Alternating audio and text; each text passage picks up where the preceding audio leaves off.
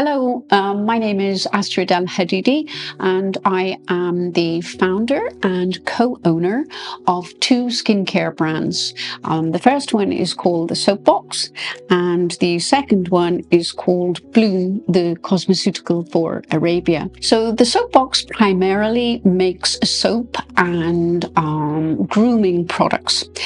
We have a lavender farm in Ireland where we grow the lavender. It's a Kuwaiti-owned farm.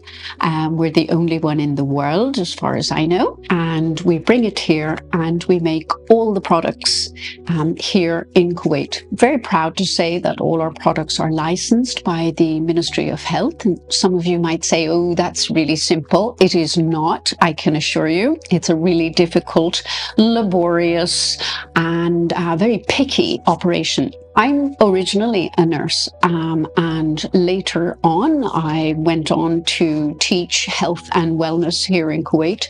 But my passion has always been for the sort of more of the relaxation, the wellness, the holistic side of things, which have a scientific background. So some decades ago, I trained as a cosmetic formulator. So I think I'm the only one in Kuwait who is actually a registered general nurse and a cosmetic formulator. So the Soapbox was our very first brand, a brand that was started back in 2015 and with help from the Kuwait National Fund. Thank you to you guys.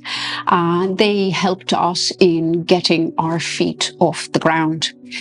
They also used us as a model of excellence for other people because they found us quite unique in so far as we were not a chocolate shop, we weren't a flower shop, and we weren't a gym. Those three things are quite popular in Kuwait to start a business. We had planted the lavender farm before we decided to open this business. And some of you might say, why did you do that? And it's kind of doing things in reverse. At that time, I was a hobbyist soap maker and I was teaching health and wellness in the American University. And I gifted a friend a bar of lavender soap, and she later came to meet me for a cup of coffee. She said, oh, I love your soap. And I said, oh, that's great. Does your skin love it? Because that's two completely different things. You might like the smell of something, but it might cause you some sensitivity. And she said, oh, I've never used it. And so I said, so how are you enjoying it? And she said, well, actually, I take it with me when I go for my chemotherapy, because when I smell it, it really relaxes me at a time when I feel really quite tense. So the Soapbox had its lavender farm before we ever opened our business. Then we opened here in Dar Al-Awadi.